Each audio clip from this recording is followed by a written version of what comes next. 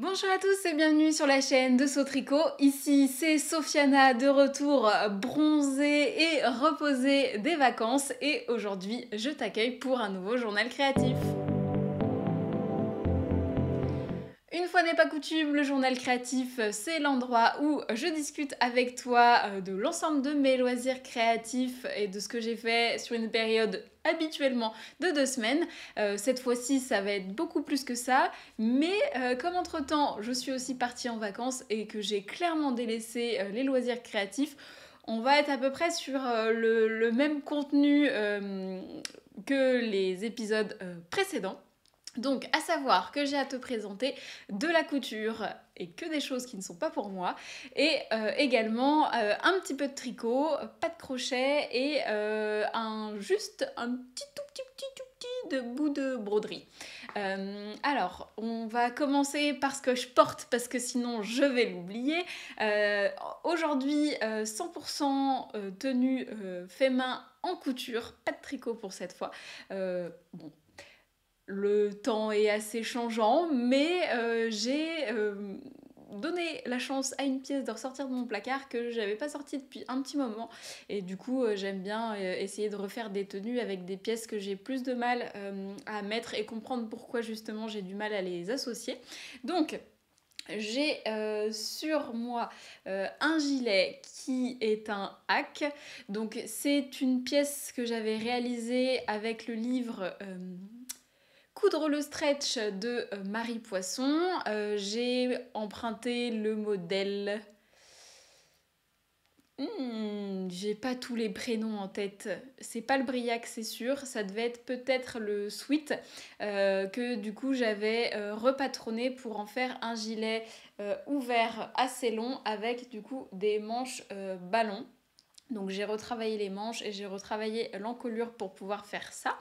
Et j'en suis plutôt contente. Le tissu, c'était un jersey quasiment 100% polyester, si je me trompe pas, que j'avais eu à Toto Tissu en solde. Donc c'était 15 € les 3 mètres.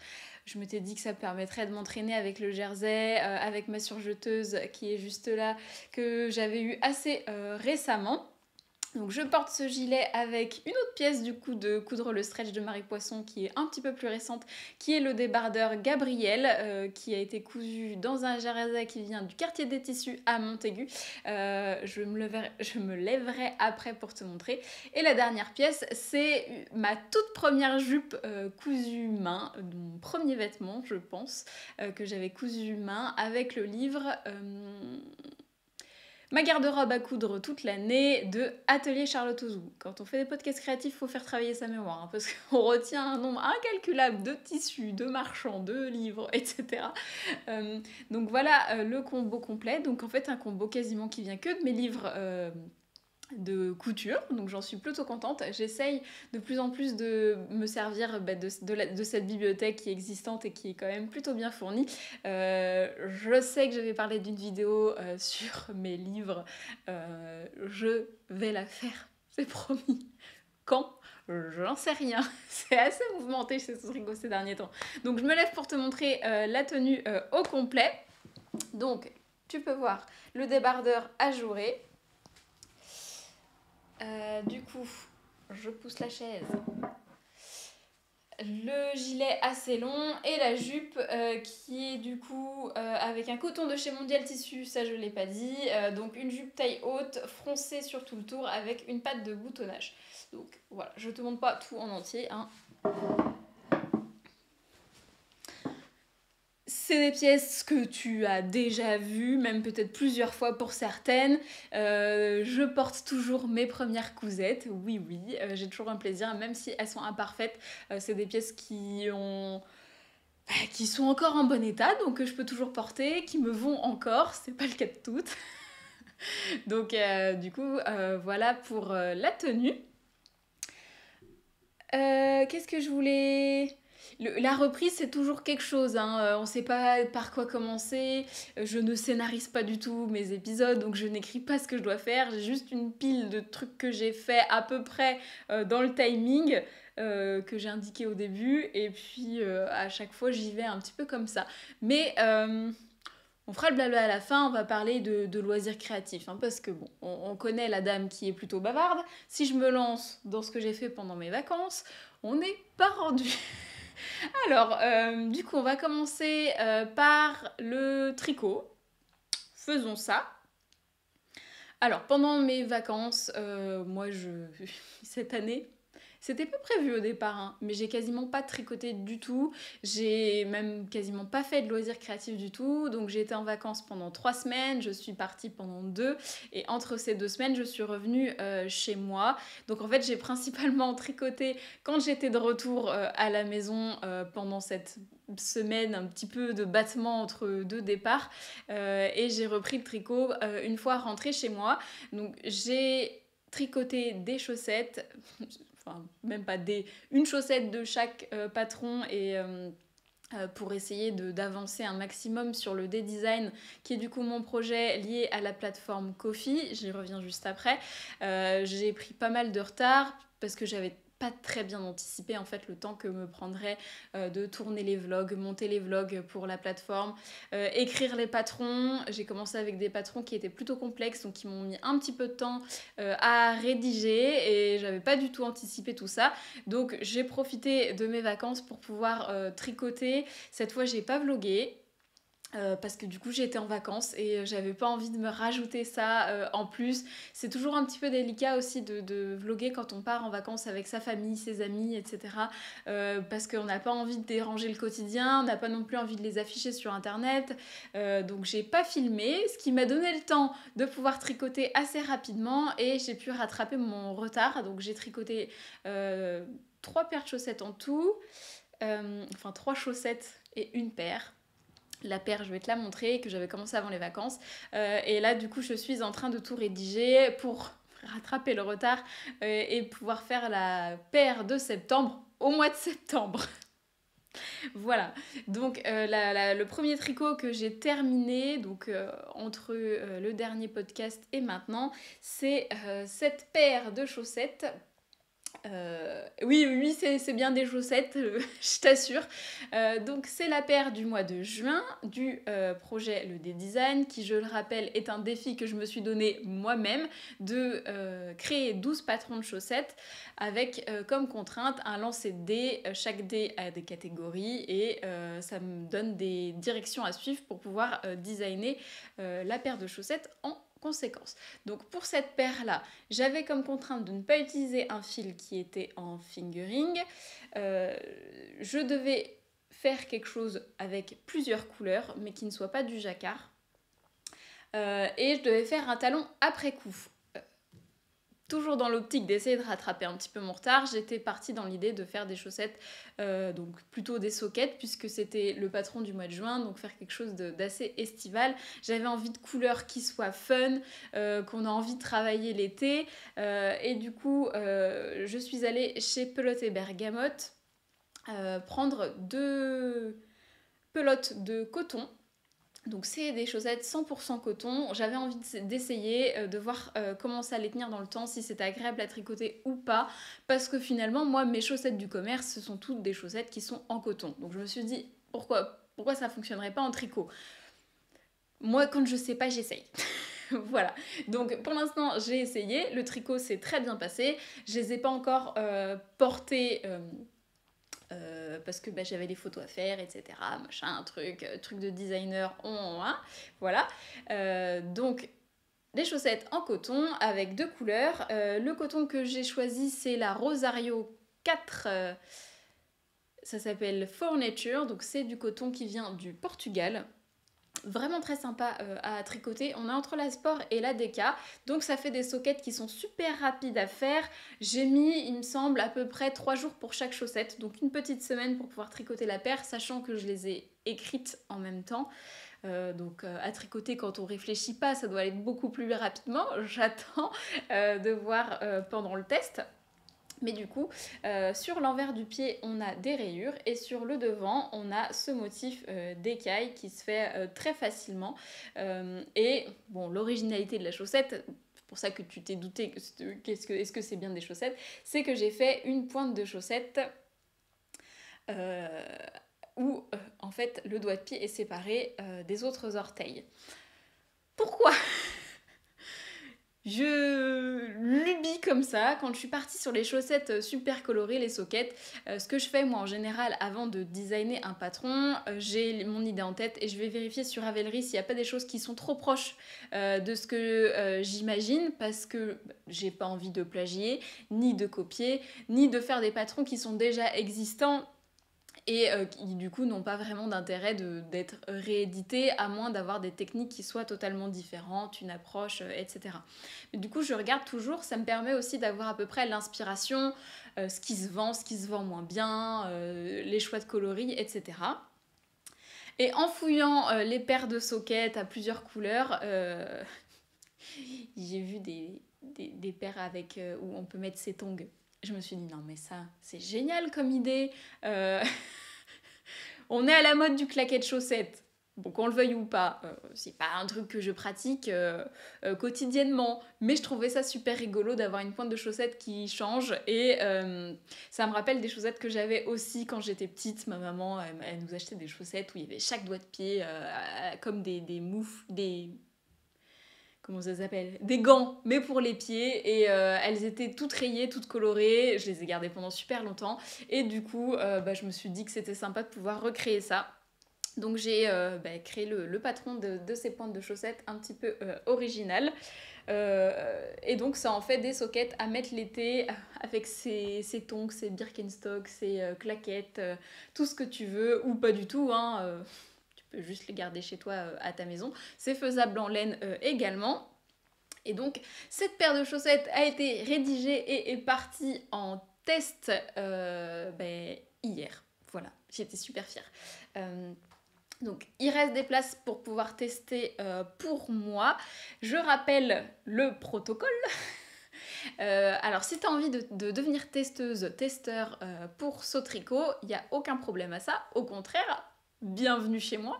J'ai un espace Slack qui est ouvert dans lequel tu peux t'inscrire directement via le lien que je te mettrai en barre d'infos. Et dedans, j'y liste à chaque fois les appels à test.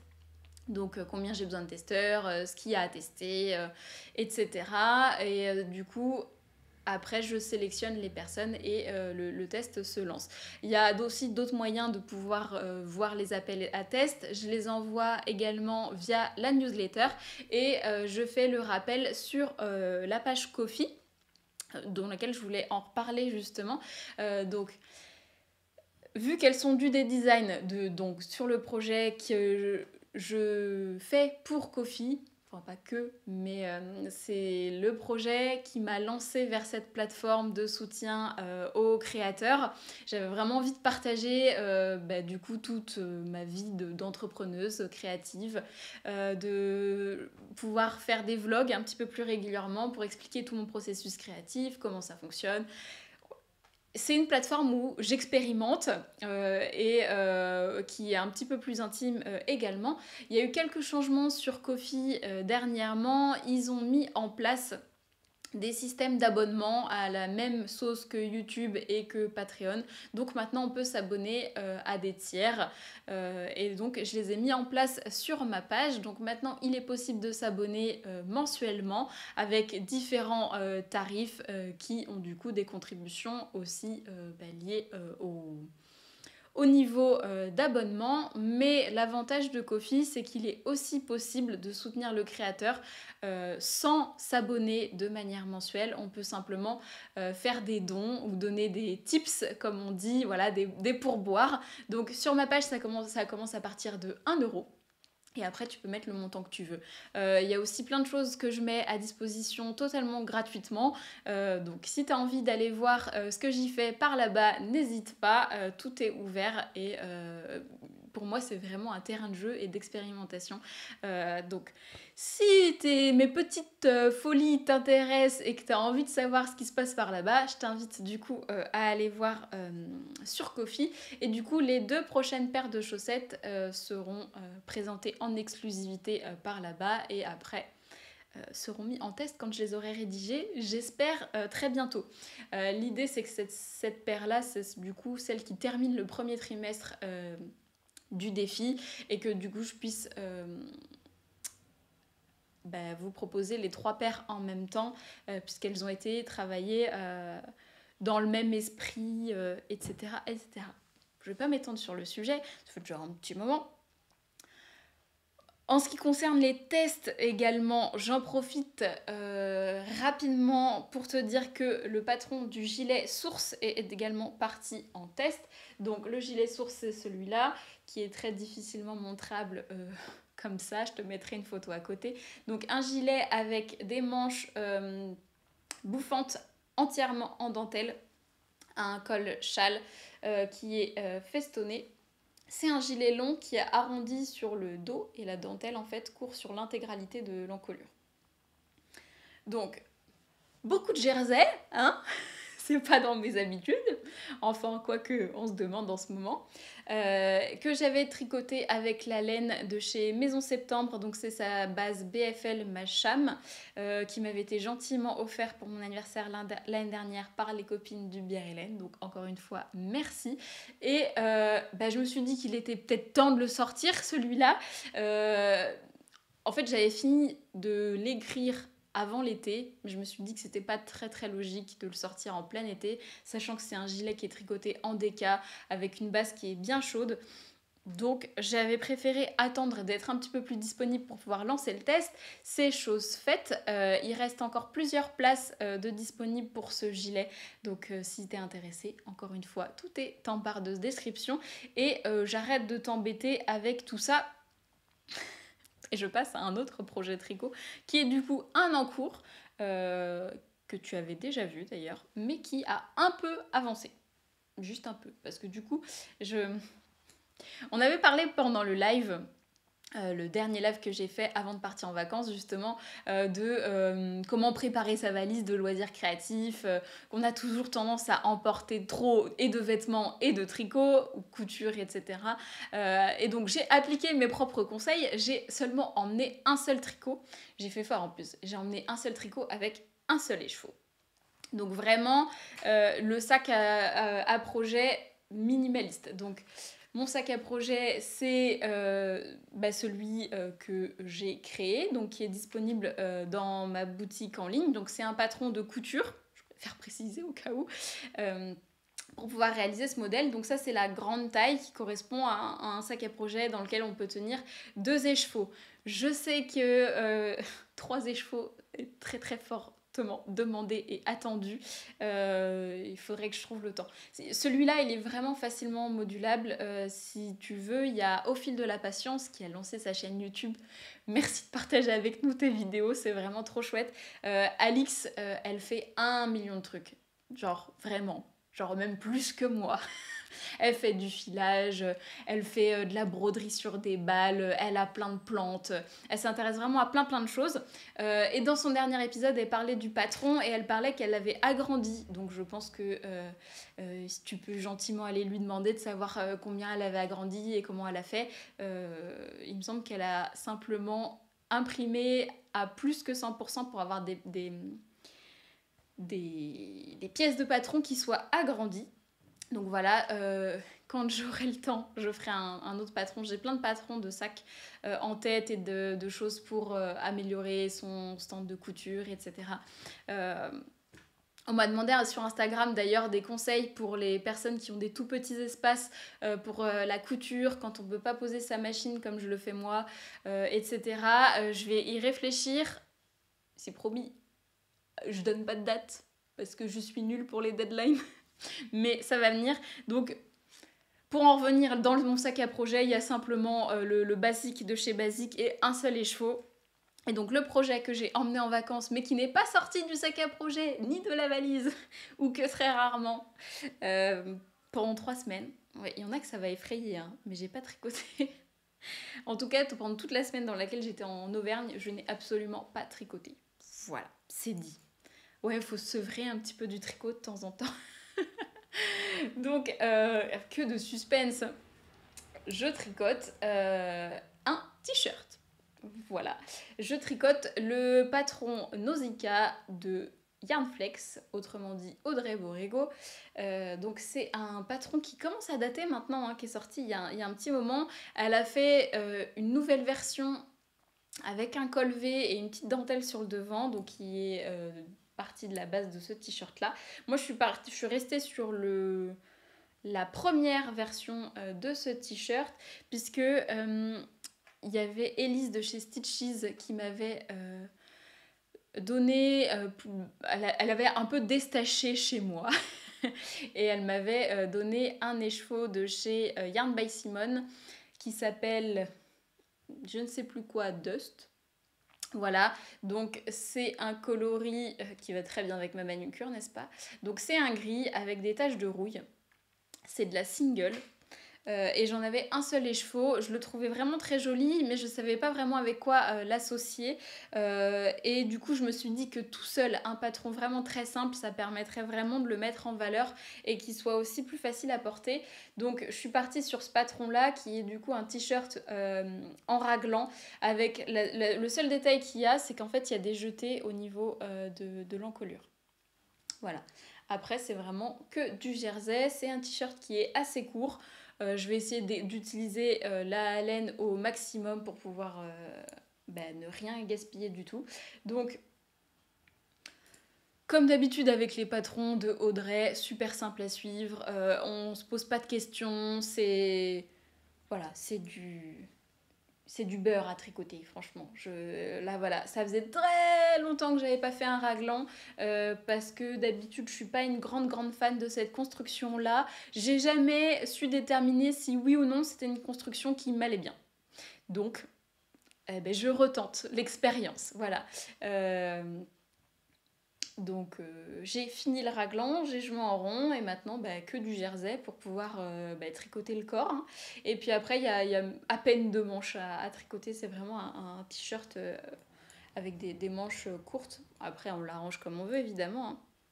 Mais du coup j'ai pas grand chose à raconter sur ce tricot, à part que ça se passe bien. Je pense que c'est un tricot qui est accessible aux débutants. Il n'y a pas vraiment de choses compliquées à faire. Tout est expliqué. Il y a des liens pour aller vers des vidéos si jamais il y a des points qu'on ne connaît pas. Donc ce tricot, je l'avais recommencé parce que j'avais fait la flemmarde et j'avais pas eu envie d'aller chercher des aiguilles plus petites pour les côtes. Donc j'ai tout recommencé. J'ai quand même fait la flemmarde, hein. J'ai pas fait d'échantillon. Oui. Bon, il y a des fois, voilà, on n'a pas envie de se prendre la tête. Là, j'avais juste envie de tricoter pour tricoter, de faire une pièce plutôt sympa. J'étais pas vraiment sûre du rendu de la laine sur un projet comme ça. Quand on a une laine qui est très nuancée, on sait jamais à quoi s'attendre.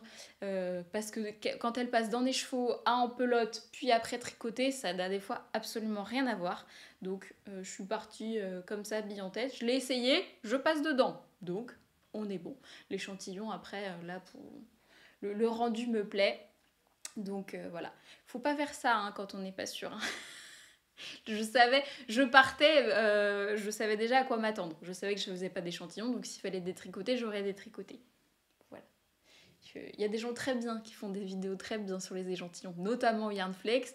Il y a aussi Julie Miette qui a fait une vidéo complète sur l'échantillon. Donc je t'invite à aller les regarder si des fois tu as envie de faire un échantillon et d'être sûr que ton projet taille. Voilà. Donc voilà pour ce projet-là. En ce moment, le jersey, ça me va plutôt bien. Voilà, après le retour de vacances, ne pas réfléchir, puisqu'en ce moment j'ai tricoté pratiquement que de mes designs, de me reposer sur le design de quelqu'un d'autre, c'est quand même fort agréable. Et Bière Hélène va reprendre. Oui, mardi prochain, je vais pouvoir aller tricoter avec des gens, c'est génial. Et donc le fait d'avoir du jersey, c'est cool. Et c'est le seul projet qu'il y a sur mes aiguilles en ce moment. Il me démange d'en monter de nouveaux. Bon, alors les prochains projets normalement, ce seraient des projets pour Francis. Il m'a demandé, ça fait un petit moment maintenant qu'il m'a demandé de lui tricoter un pull à col roulé avec des torsades. Donc c'est une chose que je vais faire. On s'est déjà calé sur ce qu'il voulait, la laine qu'il voulait, etc. Sauf que c'est un projet du coup que j'ai envie de designer. Donc il faut que je me pose pour pouvoir faire les calculs, le croquis, etc. Donc j'ai pas encore attaqué. Et l'autre projet qui me trotte un petit peu dans la tête depuis, bon allez, on va dire une petite semaine. Francis va avoir 30 ans cette année et c'est un cap. Et j'avais envie de lui faire un cadeau qui me réclame depuis des années. Il me réclame un slip trompe. Qui n'a pas eu un collègue, un mari, un ami, un frère qui lui a demandé de lui tricoter un slip, lève la main, puisque moi on me le demande à chaque fois que je dis que je tricote. Et donc, le slip trompe, je te fais pas d'image, tu vois à peu près ce que c'est. Si tu vois pas du tout, je t'invite à aller voir ma vidéo sur Je fouille Ravellerie à la Saint-Valentin, t'auras vite une idée. Mais donc, ça fait plusieurs années qu'il me demande ça et je me dis que pour ses 30 ans, quand même, ce serait super drôle que j'ai le temps de lui tricoter ça. Je pense qu'il s'y attendrait pas du tout. J'ai de la chance, il regarde pas les vidéos. Il les lance, histoire que YouTube ait un petit peu de... Parce qu'il est gentil, il veut que l'algorithme se passe bien, etc. Mais il ira pas jusque-là dans la vidéo. Je pense que je vais me lancer là-dedans. Si d'autres personnes sont partantes pour tricoter des slips, j'aurais bien besoin de vous. Donc, il faut que je réfléchisse à ça pour le tricot. Pour le crochet aussi, j'ai envie de m'y remettre, ça me démange très fort. Donc voilà, je pense qu'en fait c'est ça les vacances. Je me suis vraiment reposée de tous les loisirs créatifs que je fais. J'ai fait 3 semaines de pause et du coup, maintenant que je suis rentrée, l'effervescence revient, on a envie de faire plein de choses. Je trouve que c'est aussi pour ça, c'est important de pouvoir faire des vraies pauses aussi dans ces loisirs créatifs et de changer d'air. Ça permet d'avoir plein d'idées. Et du coup, en crochet, est-ce que je l'attrape par là? Ah, viens là, Gaston. Oui. Donc, Gaston le lion que j'avais crocheté au début de l'été, toujours aussi mignon. J'ai bien envie de refaire des petites bestioles comme ça. J'ai des copines qui ont eu des bébés et du coup j'aimerais bien pouvoir leur crocheter des petites choses comme ça juste pour faire plaisir. J'aimerais bien aussi éventuellement compléter la dinette de mon neveu parce que j'ai pas refait de pièces depuis la fin du cal crocheté équilibré. Donc voilà, j'ai le crochet qui est en train de me dire allez s'il te plaît refais une pièce. Donc faut que je vois dans mon stock si j'aurais de quoi faire des petites choses comme ça. Mais bon, c'était tellement fun à faire que franchement j'ai bien envie de retenter l'expérience. Et en plus là j'avais fait le petit pull mais j'avais aussi acheté le patron pour faire la combinaison. Donc ça va venir. Ça va venir. Est-ce que t'en as marre de m'entendre dire ça? Genre ça va venir, un jour, peut-être. On verra. C'est comme ça que ça marche chez moi. Par contre un truc qui va vraiment venir. Oh là là, les transitions sont sublimes. Un truc qui vient vraiment, que j'ai promis depuis très longtemps, c'est cette chose-là. Donc j'ai terminé la broderie de mon modèle. Donc c'est le modèle qui sera compris dans le guide spécial débutant en broderie qui sort le 1er septembre. Note la date. Ça fait combien de temps que je te dis que ça va arriver? J'ai réussi à bosser dessus. Toutes les vidéos tutoriels sont disponibles. Le modèle est compris également dans le guide débutant. Dans le guide, tu apprendras comment choisir ton matériel, comment reporter ton dessin et comment broder tous les points qui sont présents sur ce modèle. Autrement dit, point de tige, point arrière, point de bouclette, passé plat, point de chaînette et point de nœud. Donc tous les points que tu retrouveras dans la quasi-totalité des modèles de broderie. Donc les points les plus basiques, évidemment il y en a 1 million d'autres, mais cela, ça te permettra quand même déjà de faire beaucoup de modèles.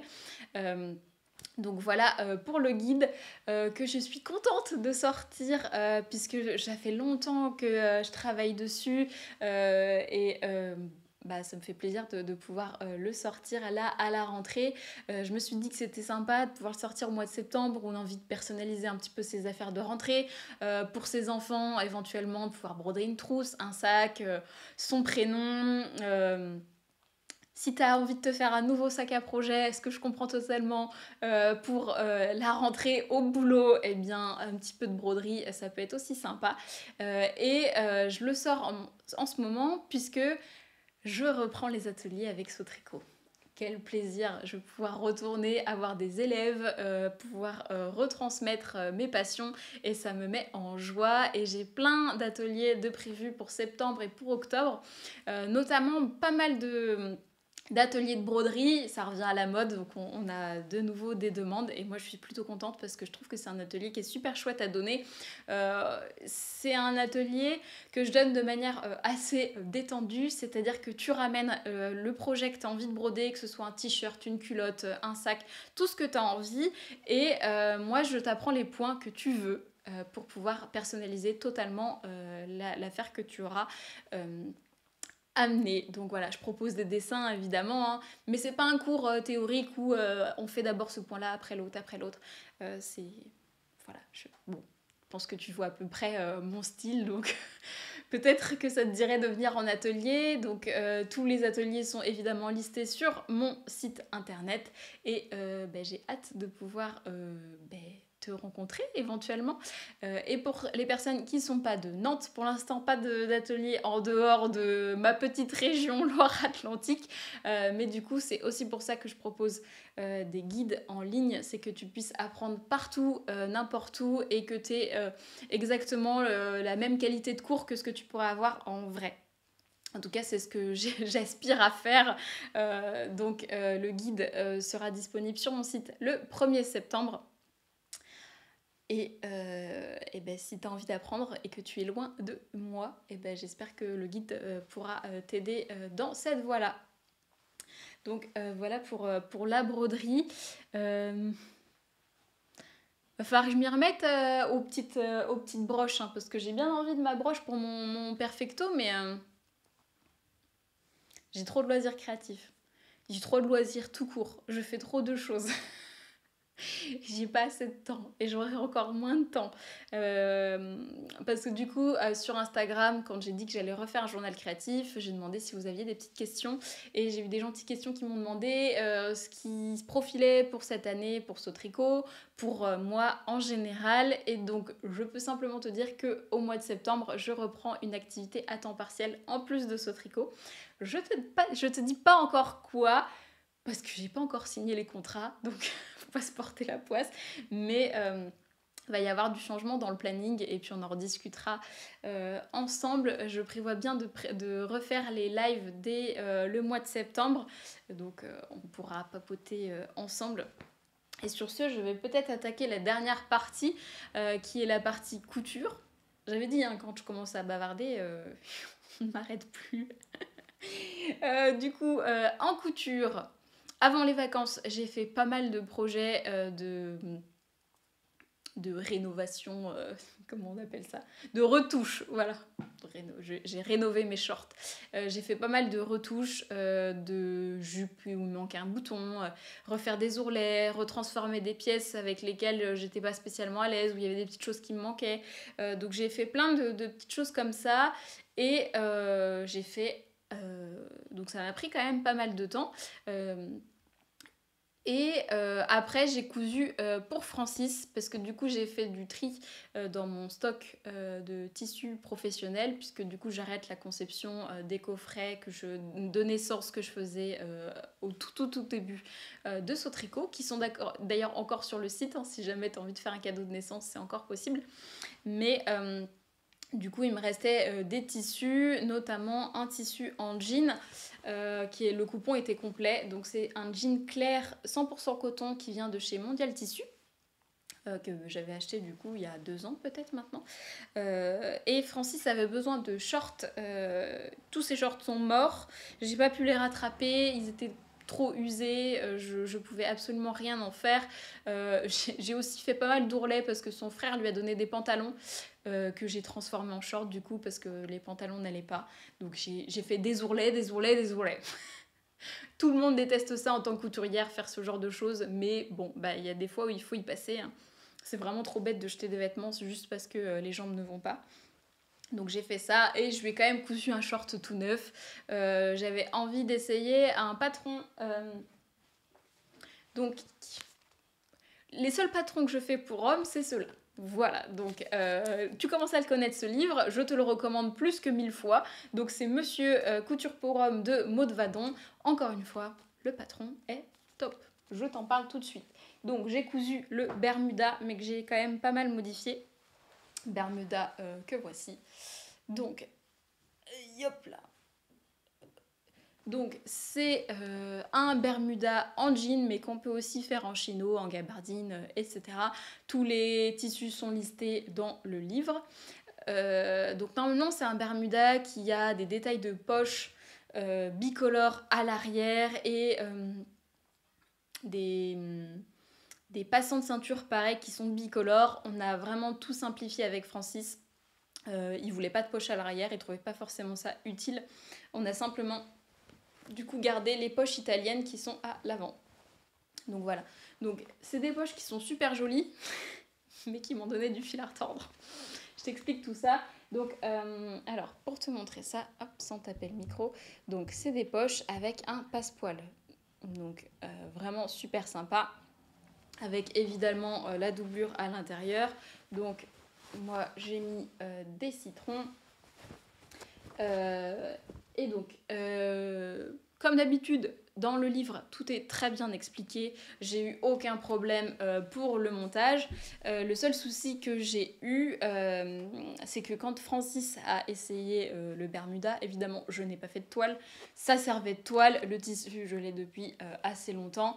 Et puis, j'ai rien acheté pour faire ce Bermuda, donc sans faire de toile, je suis partie sur la taille standard. J'ai jamais fait patron bas de ce livre, donc je savais pas vraiment à quoi m'attendre. Donc j'ai coupé la taille M qui correspond dans le tableau des tailles à la taille de Francis, mais il y avait un tout petit souci au niveau de la poche et du côté, donc il était un tout petit peu serré. Ce qui est quand même un petit peu embêtant, parce que quand tu veux t'asseoir avec ton Bermuda, si t'es déjà serré quand t'es debout, voilà, donc j'ai dû défaire et relâcher les coutures sur le côté. Relâcher les coutures, ça veut dire découdre et recoudre avec une marge de couture qui est un petit peu plus petite ou plus grande en fonction de ce que tu veux faire. Donc là, dans mon cas, comme je voulais rajouter de la matière, j'ai réduit les marges de couture. Et il y avait un souci qui se présentait, c'est que c'est sur le côté de la poche, les poches à l'italienne se mettaient pas bien droit, ça faisait comme un bec. J'ai essayé de récupérer le problème plusieurs fois et j'y ai pas réussi. Je voulais pas non plus gâcher tout le short, donc on a convenu que ça allait comme ça, que c'était vraiment moi qui avait tiqué sur le truc et du coup je ne voyais que ça. Je pense comme beaucoup de couturières, du coup j'ai investigué dans la rue. C'est-à-dire qu'à chaque fois qu'on allait se balader et que je voyais un homme en chino avec des poches italiennes, je regardais si ces poches italiennes faisaient exactement la même chose, et c'est le cas. Donc ça m'a un peu rassurée en me disant ok, dans le commerce ça le fait aussi, donc c'est peut-être la coupe des pantalons chino qui font ça et qui moi m'embête. Mais j'ai quand même relâché les coutures et il est beaucoup plus à l'aise, donc il faudrait en fait que je refasse un tout petit peu la courbe des côtés pour qu'il soit bien dans le futur Bermuda s'il y en a d'autres. Donc ensuite, dans les points techniques, à part les poches, évidemment il y a la braguette que tu peux voir là. Je suis particulièrement fière de cette braguette. J'ai vraiment essayé de m'appliquer le plus possible pour cette braguette. C'est vraiment un point sur lequel alors je m'améliore beaucoup, mais j'ai encore quelques petites difficultés. J'ai pas des difficultés de montage, mais je pense que c'est vraiment la précision et en fonction des matières qui fait que des fois je trouve que mes braguettes sont pas nickel. Notamment mon dernier jean safran que je trouve super, mais du coup le pont de la braguette, donc pour les termes techniques, le pont, hop, c'est ce qu'il y a devant. Voilà, donc là on a la boutonnière, on a du coup la braguette avant et en dessous on a une sous-braguette. Donc cette partie là sur mon safran, elle recouvre pas totalement la fermeture. Donc c'est à dire que ma fermeture est un tout petit peu apparente, ce qui m'énerve. Et donc là j'ai fait attention au montage et je suis vraiment contente. Je trouve que ma braguette est super propre, que j'ai réussi à bien la finir. Le seul souci qu'il y a, je pense, c'est quand j'ai mis la ceinture, ça tire un tout petit peu ici, mais bon, je suis tatillonne, hein. C'est moi qui l'ai fait, donc j'ai droit. Mais c'est bien expliqué dans le livre, la technique n'est pas la même que celle que j'avais déjà essayée, comme quoi il y a vraiment 15 000 manières de faire des braguettes. Donc s'il y a une technique à laquelle tu as essayé et que tu n'as pas réussi, tu peux en faire plein d'autres et essayer du coup le montage qui t'ira le mieux et qui sera le plus simple pour toi. Donc voilà pour la braguette et pour le bouton. Donc ce sont des fournitures que j'ai récupérées de personnes âgées, donc autant le bouton que la fermeture, ce qui fait que j'ai eu un souci au lavage. Je suis un petit peu déçue, mais je pense que la braguette était super vieille et je sais pas si c'est rouillé ou je sais même pas si ça se verra beaucoup, mais en fait la braguette a déteint. Et ça a déteint comme ça sur tout l'avant du short, quoi. Donc là, sur l'avant aussi, sur le côté, on voit que c'est un tout petit peu marron. Peut-être que ça partira au fur et à mesure des lavages, mais quand j'ai remarqué ça, j'étais un petit peu déçue. Mais bon, c'est le but aussi quand on récupère des choses, on ne sait pas vraiment où ça a été, etc. J'avoue que j'ai pas lavé les fournitures en avance. Peut-être que maintenant je laverai mes fermetures éclairs avant de les mettre. Mais bon, c'est quand même léger, hein. Quand je te montre le short comme ça, tu vois pas du tout que ça a déteint et c'est principalement à l'intérieur de la braguette, donc c'est pas très très grave. Du coup, ensuite, on a une ceinture avec des passants et à l'arrière du short. Ce que je trouve sympa et qu'il n'y a pas souvent pour les modèles hommes, c'est qu'il y a des pinces à l'arrière. Donc des pinces, voilà, sur le dos du short. Et donc là, tu vas voir que celle-ci, elle est un petit peu de travers. Je vais t'expliquer pourquoi. Donc c'est top d'avoir des pinces aussi pour hommes, parce que quand on a un homme qui a des fesses, et bah ça lui fait un super boule quand même, parce que ça épouse bien la forme des fesses. Voilà, il n'y a pas que les femmes qui peuvent avoir des bons popotins. Donc j'ai trouvé le détail vraiment sympa. Et comme j'ai pas mis de poche, bah, on les voit bien. Sauf que j'ai eu un petit problème. Donc, quand j'ai reporté mon patron, j'ai voulu essayer une nouvelle technique en découpant les pinces dans la pièce de patron pour que ce soit plus facile à marquer après sur mes pièces de tissu. Sauf qu'en fait, j'avais oublié que j'avais fait cette technique-là. Et donc, quand j'ai découpé mon patron, j'ai découpé la pince. Donc, j'ai évidé la première pince. Et j'étais comment je vais faire? C'est pas du tout ça qu'il fallait faire. Donc heureusement j'y ai pensé pour la deuxième. Mais du coup la première j'avais évidé. Et donc je l'ai cousu mais assez près du bord en me disant que ça allait passer. Et en fait non, c'est pas passé. C'est-à-dire que Francis a mis le short pendant la journée voiture. Donc on était assis toute la journée. Et en fait la pince a craqué. Donc quand il s'est levé de la voiture et que je l'ai regardé, oui, je regarde les fesses de Francis, oui. Surtout quand en plus il porte son short fait main. Donc j'observe toutes les coutures, voir si le short va bien ou pas. Et là, t'as un trou dans ton short. Non. J'étais là, la pince a craqué. Il me dit, oh, j'ai des trop grosses fesses, tu as encore fait craquer tes coutures. Je dis, non, là, c'est ma faute. Donc, du coup, en fait, le jean s'est effiloché et la pince s'est ouverte. Donc, j'ai fait la réparation ce matin. Je verrai si ça tient. J'ai été surfilée à la main avec une aiguille et du fil la pince et je l'ai refermée avec un point invisible. Ce qui fait qu'elle est un petit peu de travers parce que forcément, j'ai dû rogner sur les côtés pour éviter que ça s'effiloche une nouvelle fois. Mais bon, sur l'ensemble du short, je pense que ça se verra pas des masses. En plus, il y aura le t-shirt, etc. Tant qu'il n'a pas un trou, je trouve que c'est quand même mieux comme ça. Et puis, bah, il y en aura d'autres, hein, je pense, des shorts. Pas tout de suite parce que du coup, il a une belle collection, mais je trouve qu'il a un beau rendu, il est confortable d'après ce que dit Francis, ça fait vraiment une coupe classique qui va bien. Et j'ai oublié de préciser le bas du short en fait, alors soit il y a l'ourlet comme ça, mais on peut aussi replier l'ourlet. C'est fait exprès, hein, c'est construit comme ça. D'ailleurs ça m'a pas mal étonnée quand j'ai cousu le short. Je vais t'expliquer, mais du coup voilà, il y a un ourlet qui est prévu et qui est du coup cousu. Donc j'avais pas l'habitude de faire les ourlets comme ça. D'habitude moi je le couds à la place de faire endroit contre endroit, je fais envers contre endroit et après je viens retourner. Ce qui fait que le surjet est à l'intérieur de l'ourlet que j'ai cousu. Et là, c'est pas du tout fait comme ça. Donc quand j'ai lu les explications, j'étais un peu... Qu'est-ce qu'elle essaye de me faire faire? Je saisis pas du tout. J'en ai parlé à Francis et tout, je comprends pas, c'est quand même un peu bizarre, j'ai jamais fait comme ça. Je me suis dit, ok, cette fois, j'ai appris mes leçons, je vais faire ce que la créatrice a dit, on verra après si ça fonctionne ou pas. Cette fois, je vais pas essayer de comprendre. C'est que ça marche. Comme quoi, des fois, les créateurs, ils pensent bien. Hein. Donc, la technique fonctionne. C'est pas du tout habituel. Le fini est totalement différent, mais ça donne quelque chose qui est sympa et qui permet d'avoir un ourlet ou pas. Ce qui n'était pas possible avec ma technique à moi. Donc, quand il est à l'intérieur, c'est comme ça. Et quand on le retourne, en fait, la bande... Je vais le montrer comme ça.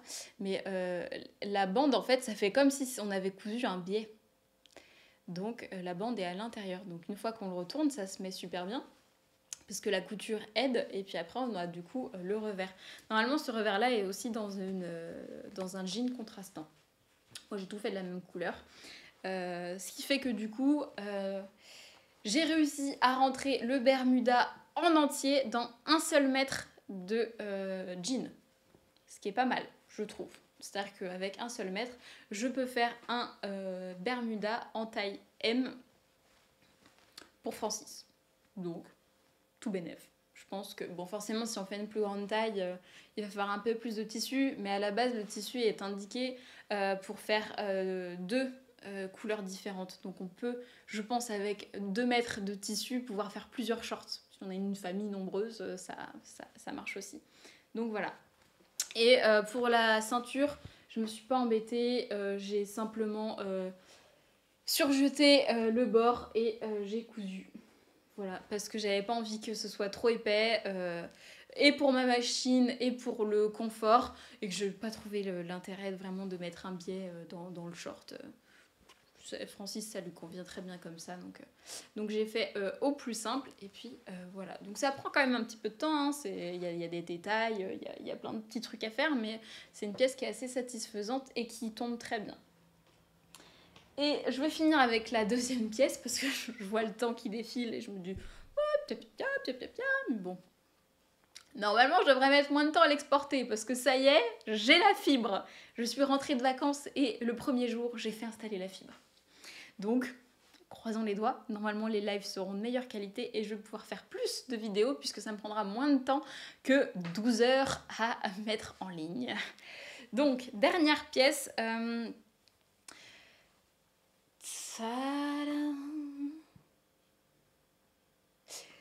Cette pièce est, encore une fois, pas pour moi, c'est bien dommage parce que je la trouve vraiment très très très jolie.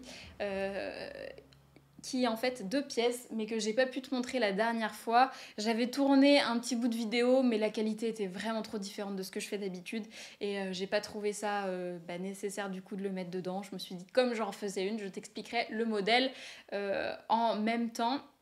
Donc en fait, j'avais une petite commission familiale, donc ma belle-mère m'a demandé de faire des vêtements pour sa maman. Donc j'ai cousu pour la grand-mère de Francis. Voilà, donc je lui ai cousu 2 blouses pour refaire un petit peu sa garde-robe d'été, donc avec des contraintes. Donc la grand-mère de Francis est paralysée d'un bras. Et du coup, c'est un petit peu compliqué de trouver des affaires dans lesquelles elle peut déjà se mouvoir comme il faut et qui soient faciles à mettre. Donc on était parti sur l'idée de faire des blouses avec des boutons pour que ce soit plus facile à enfiler et qui du coup puisse être à l'aise avec son bras aussi, donc pas forcément des manches longues ou une coupe qui soit confortable. Elle est aussi du coup en fauteuil et donc j'avais envie de lui faire un vêtement dans lequel elle serait bien et dans lequel elle serait confortable.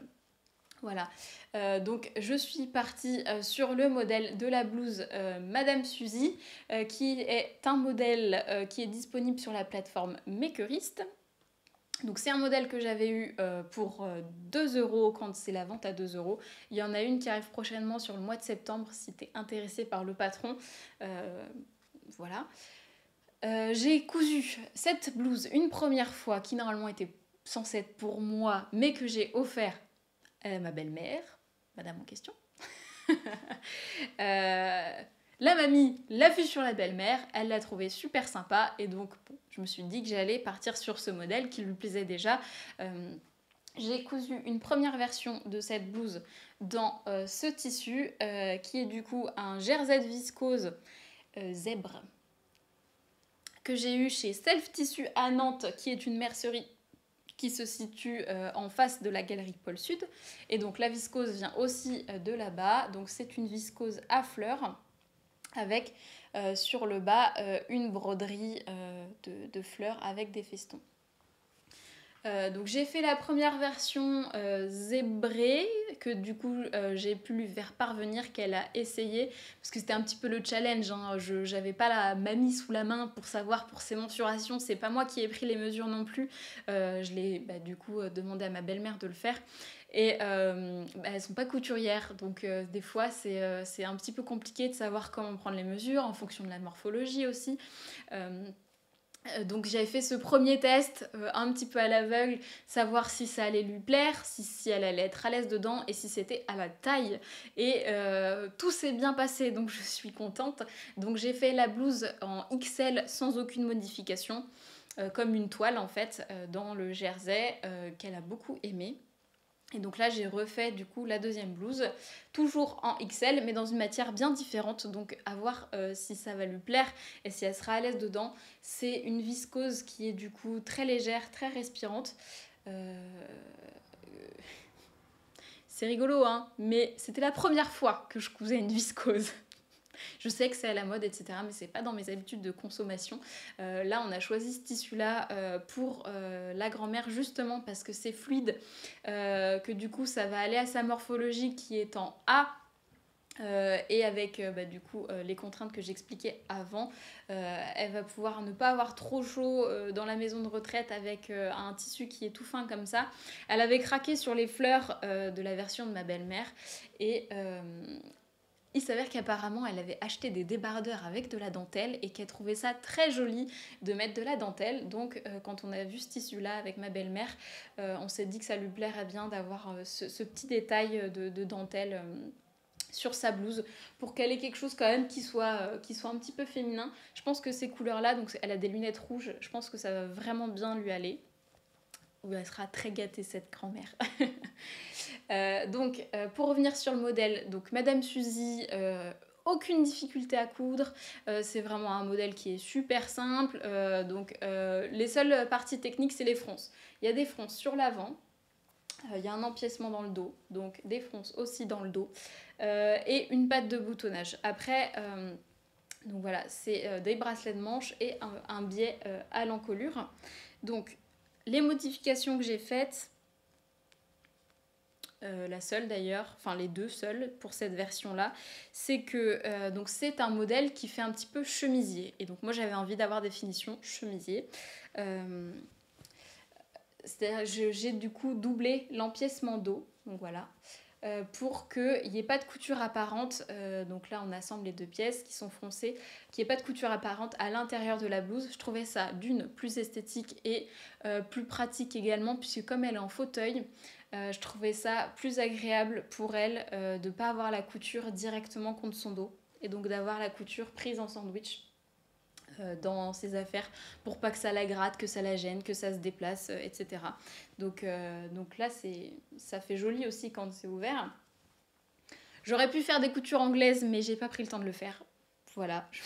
Il y a des fois, voilà. Bon, j'ai tout surjeté, etc. Donc les coutures d'épaule ne sont pas apparentes non plus, vu que du coup tout est pris en fourreau. Et voilà pour la blouse. C'est un joli modèle. Donc là, j'ai choisi de mettre un biais que j'ai acheté pour une fois. Parce que c'était la première fois que je travaillais de la viscose et j'ai compris comment c'était fuyant et pourquoi les gens disaient que des fois c'est quand même un peu compliqué. Effectivement, j'ai eu quelques petits soucis, notamment pour stabiliser le tissu. Je ne l'ai pas amidonné parce que je devais faire ça, je devais coudre ça assez rapidement puisque je vais lui donner dimanche. Que je me suis fait vacciner dans la semaine. Donc j'ai pris la solution de facilité, j'étais acheté un biais satiné, c'était 59 centimes le mètre. Je me suis dit que ça valait le coup pour pas me galérer et donc je lui ai pris le biais rouge pour que ça claque un peu quoi. J'avais envie d'un truc qui se voit et quand elle portera ouvert, je trouve que ça fait joli. J'ai acheté des boutons en même temps que le biais, voilà, des petits boutons bleus qui sont un petit peu brillants que j'ai acheté, je crois que c'était 1,65 € la plaquette de 3, donc ça fait à peu près 3 €, un peu plus de 3 € les boutons. J'ai tout pris chez Toto Tissu et le tissu, je sais plus combien c'était le mètre, mais du coup c'est belle maman qui a acheté pour sa maman, donc voilà pour cette version là qui j'espère lui plaira. En tout cas, moi, je la trouve super sympa. Ça me motive du coup à la refaire pour moi, et cette fois en viscose ou en jersey. Parce que du coup, j'ai essayé sur moi les versions. Bon, là, c'est du XL, donc c'est pas ma taille, même si l'encolure est trop grande. Mais sinon, ça pourrait faire un style sympa. Et c'est vrai qu'avec le tissu fluide, ça n'a rien à voir et que c'est quand même beaucoup plus saillant. Donc je pense que je la referai. Il me reste du tissu de celle-ci. Donc peut-être que si j'arrive à faire passer une version pour moi, je referai la même pour moi. Donc voilà pour cette couture-ci, qui du coup m'a fait apprendre les joies de la viscose. C'est très agréable à porter, je pense. À coudre, un petit peu moins fun, je comprends. Donc voilà pour ça. Avant que ça dure encore une fois trop longtemps, je vais m'arrêter là. Je n'ai du coup plus rien à te présenter à part bavarder et encore bavarder. Mais pour ça, les commentaires sont ouverts et mes réseaux sociaux aussi. Donc je te donne rendez-vous dans 2 semaines. Pour un nouveau journal créatif, peut-être avant si tu es intéressé pour tester les modèles que je t'ai présentés, te procurer le guide broderie, peut-être venir en atelier, ce qui serait super chouette. Sur ce, moi je vais te souhaiter une bonne journée ou une bonne soirée et puis on se retrouve très vite. À la prochaine!